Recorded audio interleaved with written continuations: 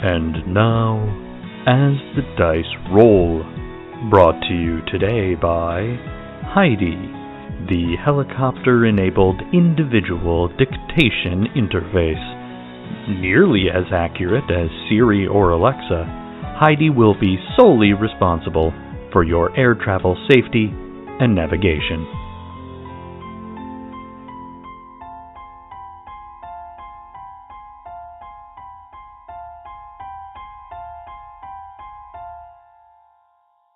Previously on What Is Not.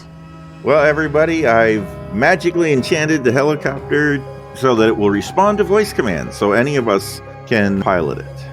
As you approach the southern house, it looks like there's multiple vehicles driven up to the house.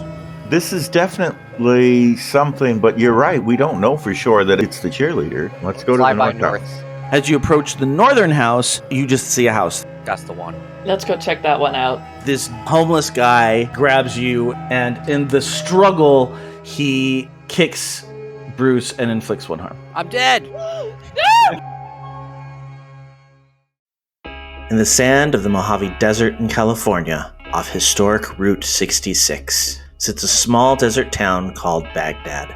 We have some ancient prophecy that something bad's going to go down in Baghdad. It's a town of shadows and secrets, Things aren't as they seem, but we're still not quite sure what's going on. where bumps in the night aren't the house settling, trying to find answers. and the monster under your bed lies in wait for your foot to leave the safety of your covers. My mom used to tell me all of these weird stories about monsters, but I didn't really believe anything she said because, that's crazy talk. It's a world where cultists spend their days pushing papers at the DMV and their nights summoning ancient creatures from the dread beyond. Seeing maybe something happened down at CryptiCorp. The expert, Susan Donaldson, the town vet. the freelancer, People call me Beth. Hunting is sort of just like a business that I'm in. the deathless, Bruce the zombie and his father cast a spell to bring him back. the initiate, Donovan Helayan, part of an ancient order of monster hunters. the monstrous, Zeke Solardier. He works for CryptiCorp, which is his family's corporation. It's a town where it's very hard to tell what is real and what is not. Welcome to Baghdad.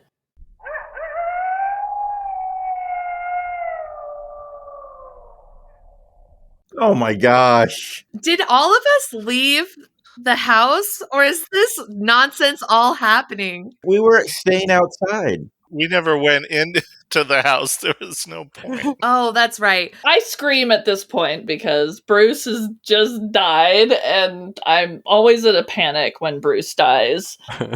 Yeah. Can I just run in and shoot a gun in the air to get everybody to knock off whatever it is that's happening? I think that's a good plan. Donovan will start running in too when he hears the scream. Okay, so this is what my understanding is of what happens. I'm going to make it a little bit more dramatic than just getting smacked by a homeless guy. So when he kicks Bruce falls on a splintered board, and that's what does that final bit of harm. And so the homeless guy is now kind of shocked by that reaction and stands up and starts backing away from the door. Beth walks in and shoots a gun in the air, and the homeless guy goes running out the back of the building, and Donovan walks in, and that is what he sees. I run over to Bruce, and I'm just waiting. All right, Bruce, how's this work? I'm not breathing at the moment, so Maybe start by pulling whatever just pierced him. Bored out of his chest? yeah. Yeah, like his chest or his head or whatever it is. Did he get punctured by a Yeah, he got punctured by a big board. Okay. I'm thinking that been in his chest, so you probably have to lift him off. Yeah, I'm lifting him off the board, Yeah, I'll help lift him off the board too. and I'm cradling him in my arms, and I'm crying, and I'm beside myself at this point. I don't know why you're crying. He's going to come back to life. I assume he does, but I don't know that. Well, so. Susan, when this has happened before, how long did it take? Do you know? Does it take overnight or does it happen right away? Or It happens I'm like making this shit up. So I said it usually happens like within like 5 minutes. He'll wake up if he's going to wake up. All right. Is that how long it is, Bruce? It doesn't say. That's why I'm asking you. How does it work? I'll go with 5 minutes. That's fine. Okay. Yeah, that seems reasonable. So how about something like they pull me off of the thing that he's pierced on to stand him up, but he hasn't reanimated yet, so he face plants and just lays on his face for about 4 minutes, and then all of a sudden he kind of just starts tingling in the arms, and then like the knees and the elbows, and then the head, and he kind of just starts getting back up like, what happened? What'd I miss? I'm going to message you something, Drew, and you'll have to decide whether this is within your view of who Bruce is or not. Okay. Now I'm nervous. Meanwhile, I put my gun away and I'm just leaning against a door jamb. Can we move this along? Donovan's going to walk out and tell Zeke what's going on in there. Yeah, so there was a homeless guy, and there was some kind of a fight, I guess. Well, anyway, now Bruce is dead. So, yada, yada, yada. Bruce died. They're pretty sure he's going to wake up again right as rain here in a few minutes, so we're just kind of waiting on that. Well, that sounds all in a day's work. I'll be in Heidi if anybody needs me. Yeah. Okay. What did you message me? Oh, that's interesting. Okay. I thought that might be kind of an interesting twist. When Bruce reanimates, he no longer looks like a zombie. Oh. What does he look like? He looks fully human again. Interesting. But there's still a slight smell. Huh. Okay. A different smell? No. Same smell. It's the same clothes. Susan's so used to that smell, she doesn't even notice the smell. It's just the smell is not as strong as when he is a zombie. How about that? So we should kill Bruce more often is the moral of the story. Can Bruce talk? No, Bruce cannot talk. Okay. Oh, Bruce, oh my god. I'm so glad you're okay. I didn't mean to get you killed. I'm so sorry. I'm so sorry. Bruce looks at his phone and realizes how much time has passed and starts freaking out, telling everybody to get back to the helicopter so we can move to the other house. All right. Oh. Howdy, Heidi, take off. So you pile back into the helicopter and it shudders, and then the blades start spinning and it takes off and starts heading back to the southern house. Okay, so as long as these agents in the other building are not stronger than the homeless man, we should be okay. And that is our plan. Oh my god. It's funny because it's true. We could walk to the house. No. Okay, anyway, all right. So fine. far. I'd like to use magic to once again try to look inside the southern house and see if I can ascertain what's going on in there. It's a good idea. All right, go for it. I open up a magic portal in the helicopter, and let's see, 7 plus 3 for weird is 10.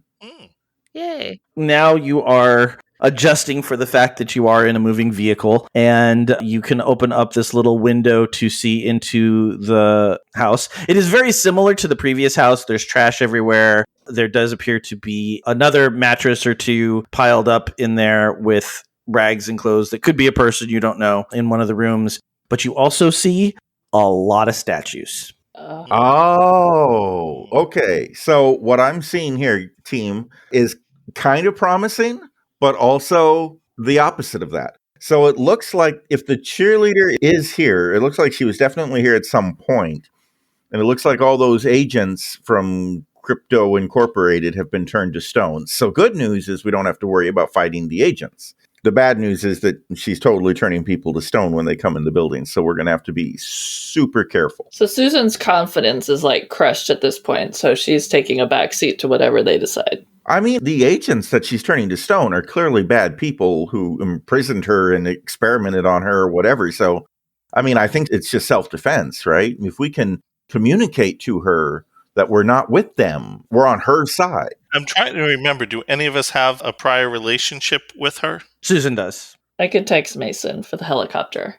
Why don't I do that? He might have accidentally gotten turned to stone. Also true.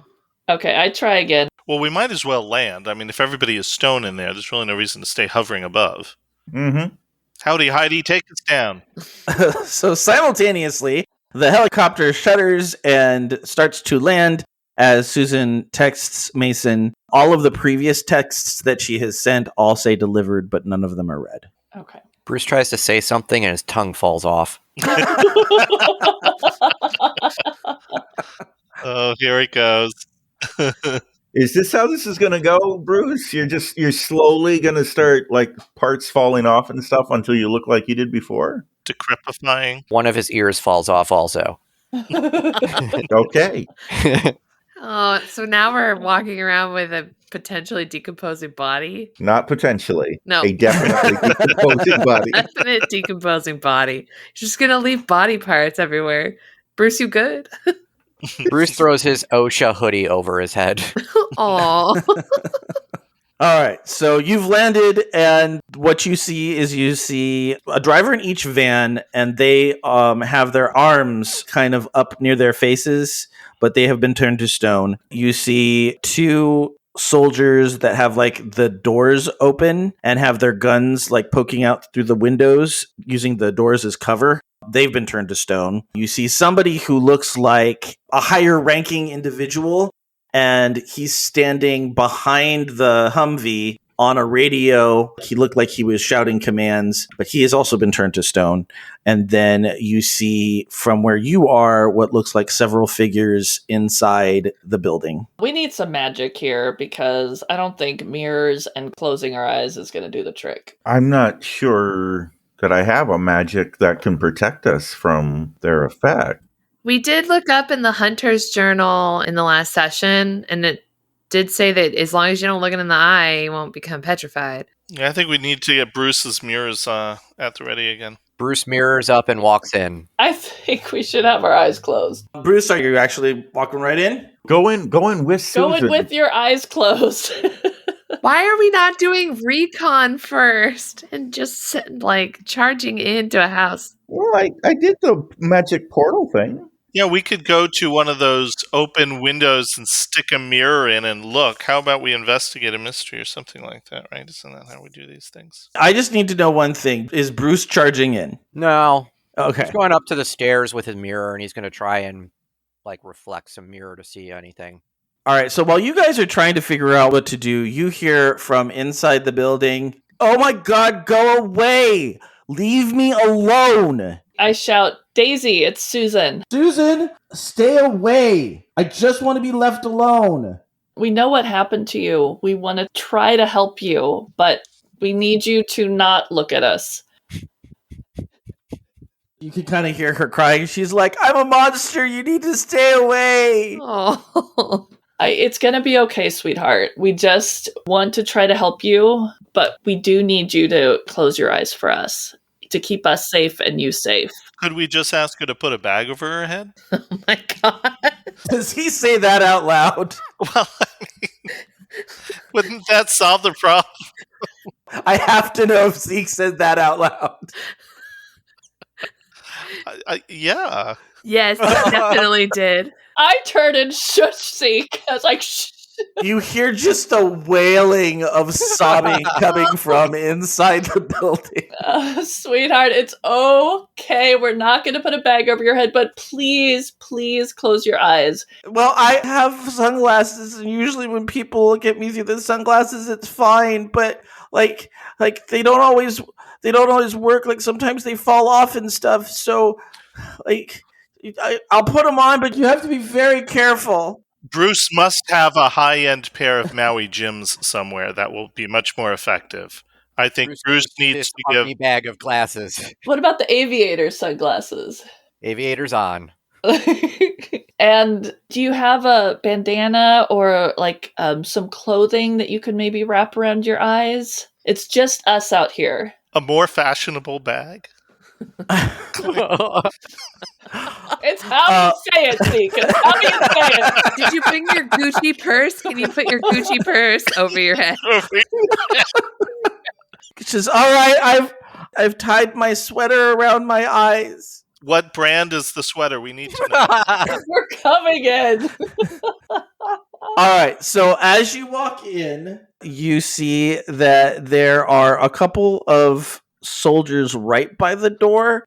Again, like a lot of these houses, it's just a square with a rectangle and 2 square rooms. So half of the house is a rectangle, and then the other 2 are 2 little square rooms. The living room, the big rectangle, has a bunch of people in it. They're all turned to stone, but other than the 2 soldiers by the door, these people are a lot different. They are dressed in scrubs. They have some sort of like hood over their heads, like almost like a ski mask with the front taken out of it, but it doesn't cover their face. But what covers their face is like a surgical mask, and they have like goggles over their eyes.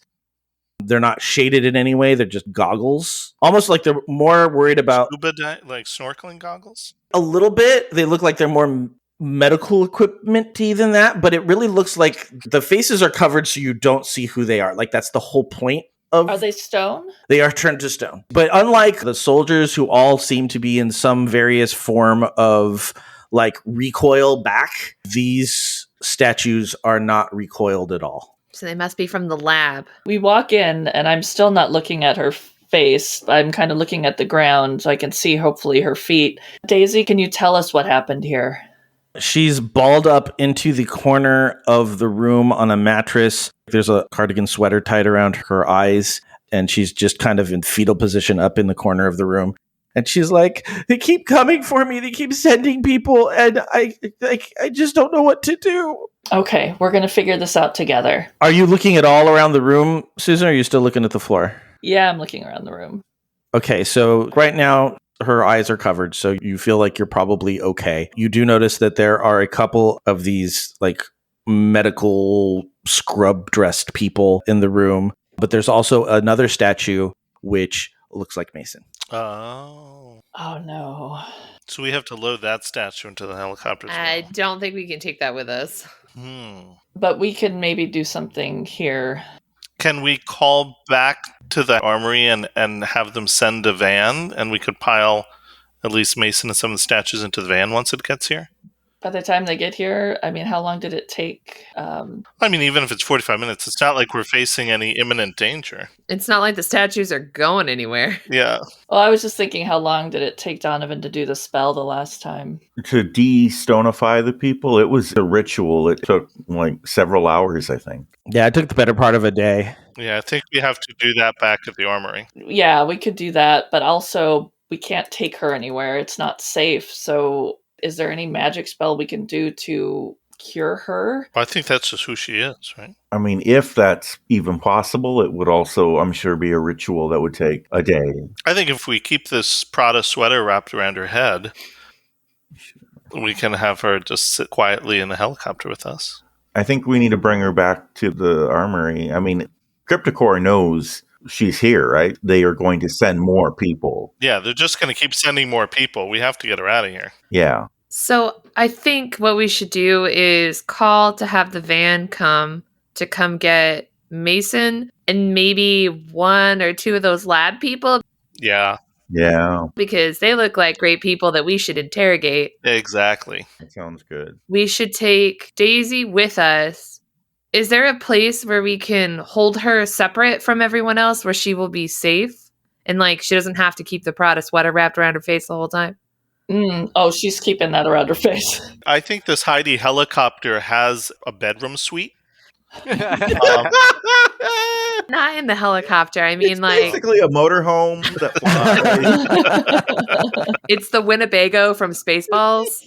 Totally the Winnebago from Spaceballs. No, like at the armory or... Oh, once we get there. Yeah, or we can like drop Daisy off at Bruce's bungalow. I mean... I think we need to keep an eye on her. I think she's a little nervous. I think we need to keep her with us, but I'm sure Athena has some kind of a, I don't know, lead-lined room or something in there somewhere. Jesus Christ. Again, is he saying this out loud? Maybe not the lead-lined room part. I approach Daisy and my eyes are still kind of closed, like I'm still too nervous. And I kind of grab her and like bring her into my lap. When you touch her, she totally like jerks away.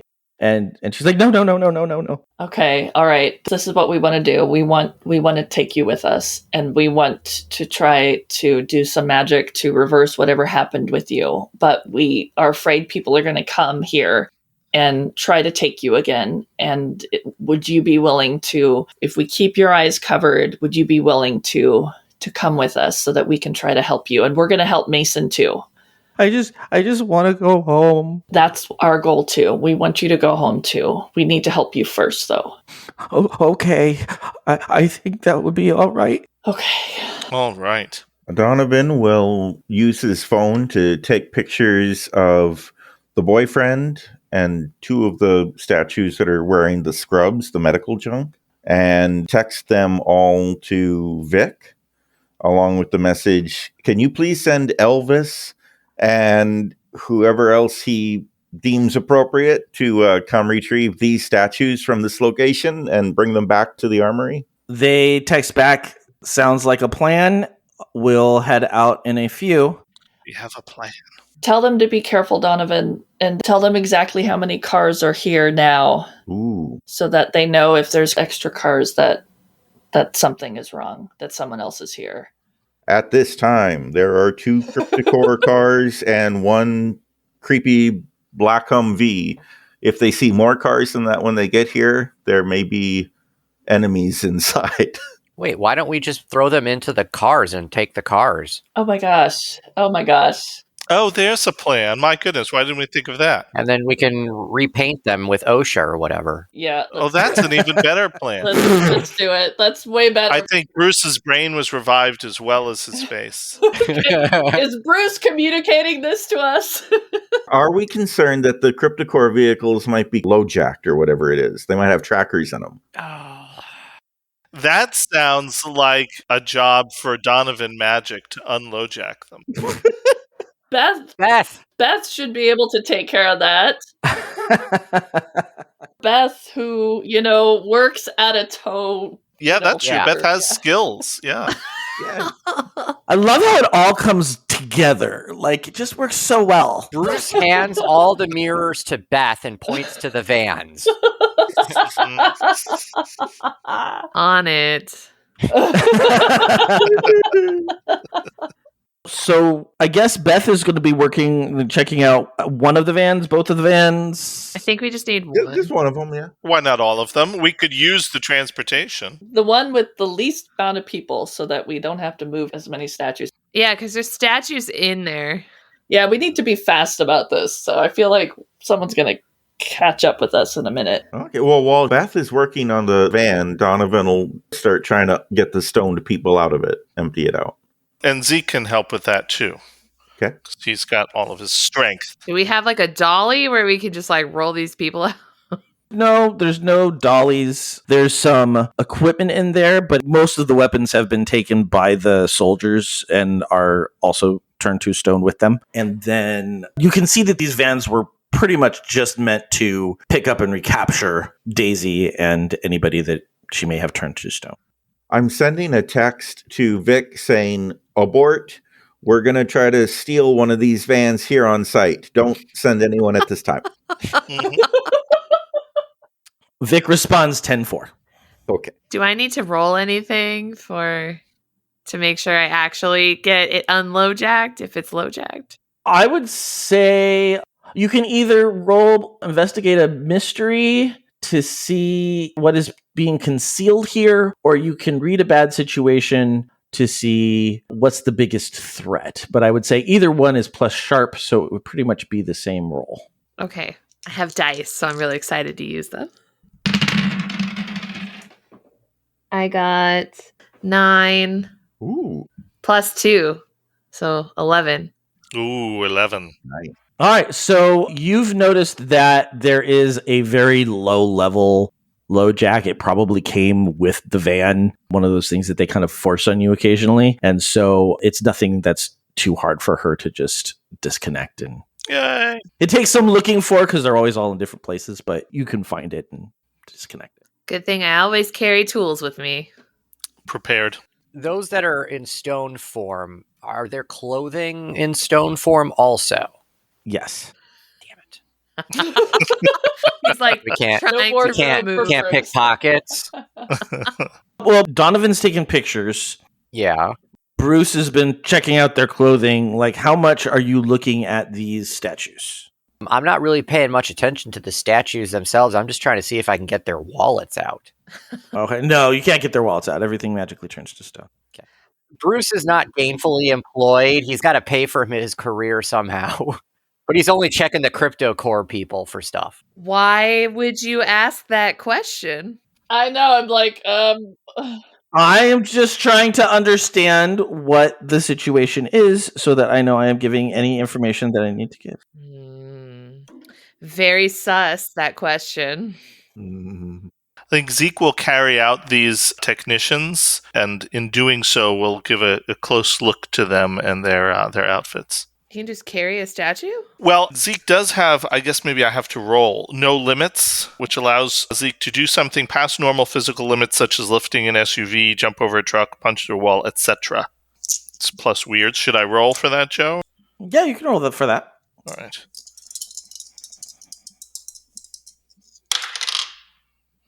Well, 7 plus weird, and that's plus 3, so 10. So 10. So, yeah.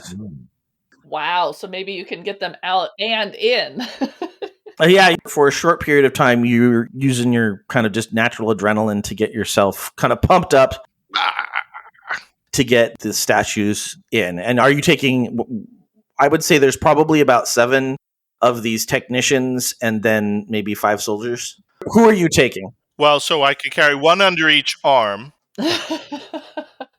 So I'll haul out a couple technicians first. Okay. Is there any reason to take the soldiers? I'm thinking just leave them. Yeah. And then grab Mason. And Mason, yeah, that's true. So maybe get at least 3 technicians and Mason. Okay. And then everybody just roll plus sharp. This is not for experience, so don't give yourself a... Oh, shit. And What is it for? 8. 9 plus 8.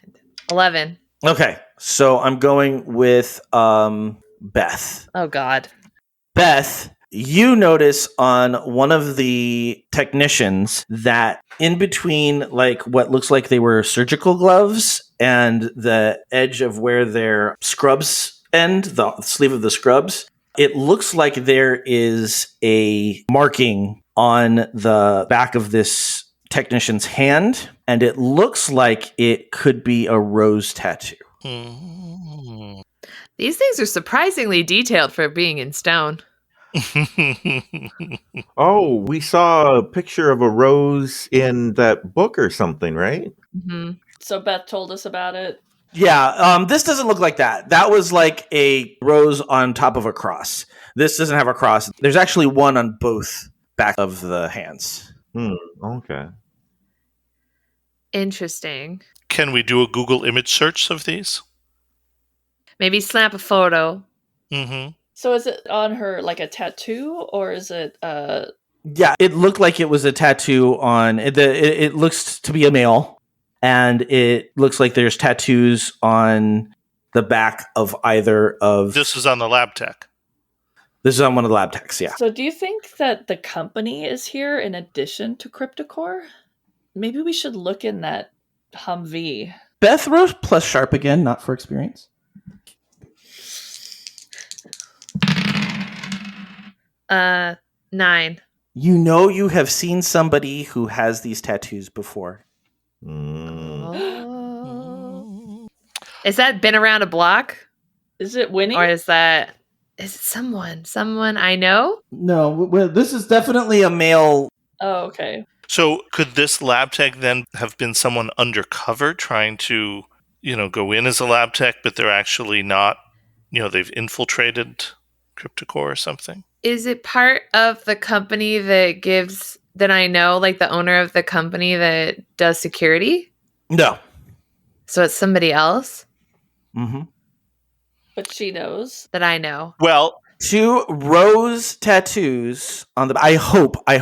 I like a little part of me hopes that there is a listener screaming at the radio right now. Oh no. Hold on. So we have all failed in our memory. How far back are we? Pretty far back. Oh, Pretty far back. hold on. I have lots of notes. It's not. Oh no. We're going to go to break. And we'll give you time to look. And we'll be back.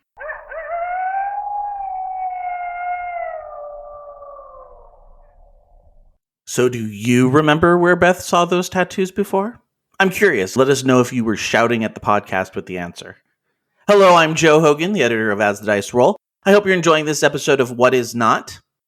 Lyle McCarnes on Slack said, I'm very disappointed in you all. Bagdad would have a booming cryptid currency, not a cryptocurrency. You're right, Lyle. We have failed in our attempts to entertain you. We are ashamed and embarrassed, and I think the only thing to do moving forward is to cancel the show. If we can't hold our comedy to a higher standard, then what are we even doing here?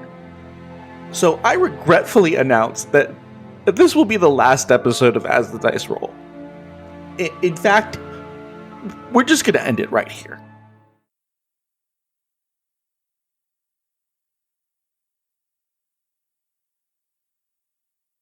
No, just kidding. I thought the same thing when I was editing the episode. You know, sometimes the most obvious joke isn't always obvious in the moment. We will have to be more vigilant with our humor in the future. If you notice missed comedic gold, or just want to weigh in on an episode, there are lots of ways to get in contact with us. Like Lyle, you can contact us on our network Slack channel by going to the network website geek2geekmedia.com, where you can find links to both our Slack and our Discord. You can follow us on Twitter at AsTheDiceRollRP, on Instagram at AsTheDiceRoll, and you can email us at podcast@asthedicerollcast.com.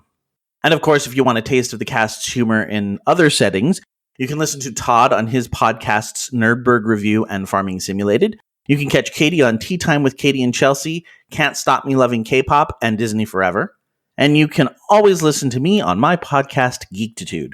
Our latest episode was a review of Thor Love and Thunder, and on Sunday we're going to be talking about Ms. Marvel. That's it for me this week. I'll be back here on Friday, July 22nd with the next episode of Cautious Optimism, and then again on July 29th with the next episode of What Is Not. Until then, let's see if Katie remembers where Beth knows that tattoo from, right after a quick commercial break.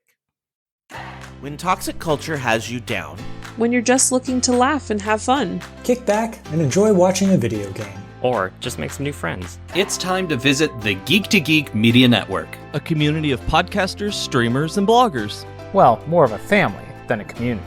All dedicated to geeking out about the things we love. Things like video games, Star Wars, comics, movies, K-pop, Disney Plus, Keanu Reeves, new, or whatever our community decides is the next best thing. That's right. We have a great online community on Slack and Discord where we chat about our weekly geekery with listeners and viewers. And each other. Yep, and each other in real time, and we can't wait for you to join us. So come check us out at geek2geekmedia.com. And escape toxic fandom for something much more... Keanu? Yes, Keanu. All right, when we last left, we had solved all the mysteries, and we're celebrating. Yep, we saved everyone. Game over. So now we will be starting our campaign of Dungeons and Dragons. Ooh. In which Bruce will continue to be a main character. Yep. Exactly. Like the What Is Not tie-in will always be Bruce as a character. Yep. So you're locked in, Drew. That's it. You're stuck. As long as this is a podcast, your characters can be involved. No reaction. He's like, hell no. I'm just trying to figure out where the monetary value comes in for me.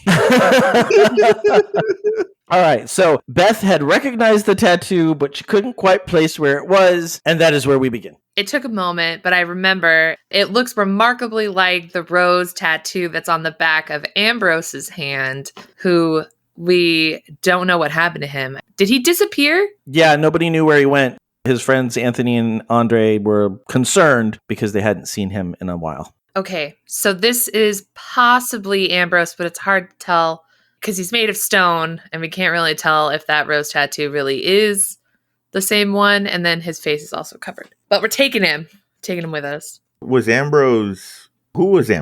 Ambrose was the homeless guy who liked to flirt with me. Okay. And I used to give him coffee. So how did he end up, why is he wearing this getup and working for the company now? Yeah, it's a little disconcerting. There were quite a few homeless people who were missing. Oh. And we think maybe the CryptiCorp was taking them, forcing them to do things. Experimentation. There was also Anthony and Andre as well, all of whom are missing. So actually, Anthony and Andre, last time you saw them, they were at the dog thing, and they had not disappeared, I don't believe. But they said other homeless people had disappeared. But they did say other homeless people had disappeared. Mm-hmm. Okay, I thought there were 3 missing homeless people, so I just assumed it was... There are lots of missing homeless people, but Andre and Anthony were not 2 of them. Okay. Okay, let's definitely take the dude with the rose on the hand. Okay. I want to make sure that unpetrify them. Do we notice anything else before we go inside?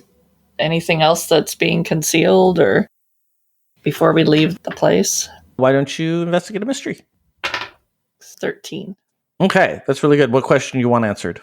What is being concealed here, I guess? Okay, so Susan is looking through, just kind of taking stock of what all is there as far as, she looks through the house. It's mostly just trash and graffiti and just a big mess.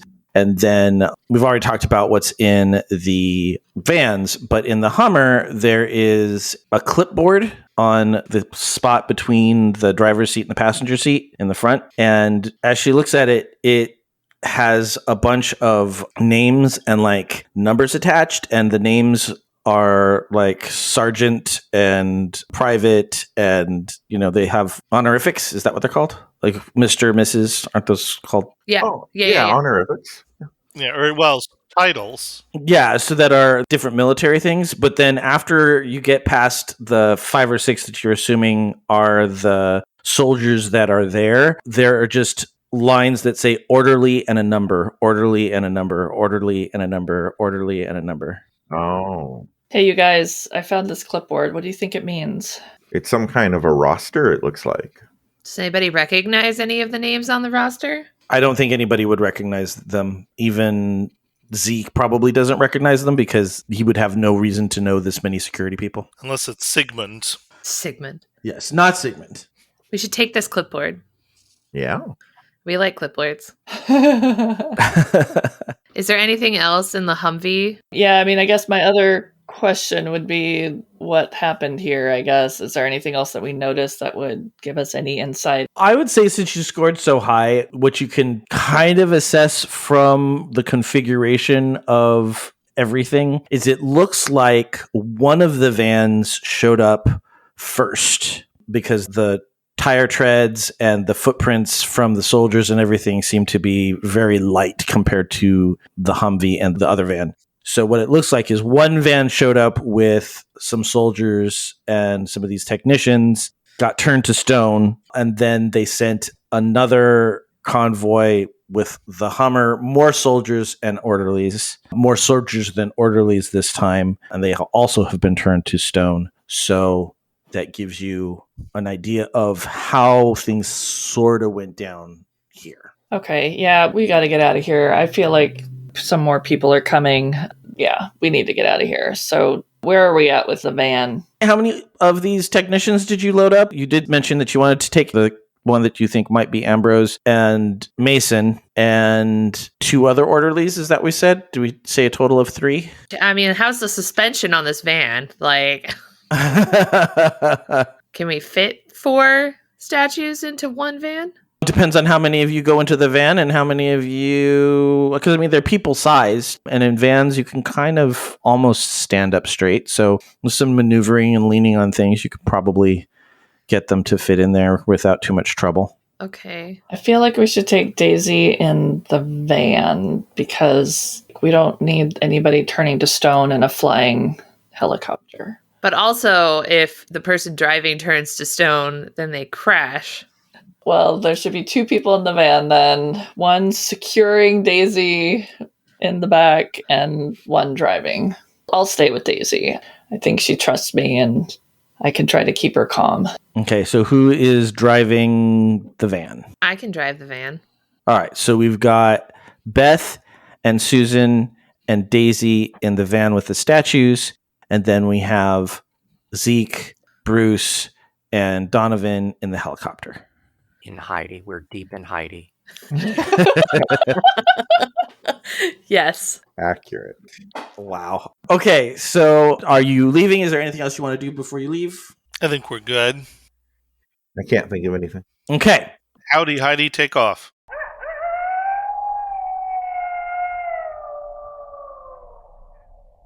Next time on What Is Not. A terrorist cell mounted an attack on a CryptiCorp storage facility today, taking valuable equipment and harming several guards before escaping in a stolen helicopter. Athena's been apprehended, so is Lou. We have to rescue them. We can't go back to the armory because that's been infiltrated. We have to find one friendly organization and partner with them. You've been listening to As the Dice Roll. The As the Dice Roll intro music is The Soap Opera by James Bowers. You can find and license his music through Pond5 at pond5.com. All the rest of the music in this episode is by Darren Curtis and can be found at darrencurtismusic.com. The opening voiceover is by our very own Rob Sometimes. You can find his podcast at comicbox.libsyn.com. And the As the Dice Roll logo was created by Maricel Edwards. Check out her book No Great Matter at msedwards.com. As the Dice Roll is a proud member of the Geek to Geek Media Network. Check out other Geek to Geek shows, streams, and content at geektogeekmedia.com. If you'd like to contact the show, you can send an email to podcast@asthedicerollcast.com. Individual players and GMs' social media can be found on our website at asthedicerollcast.com.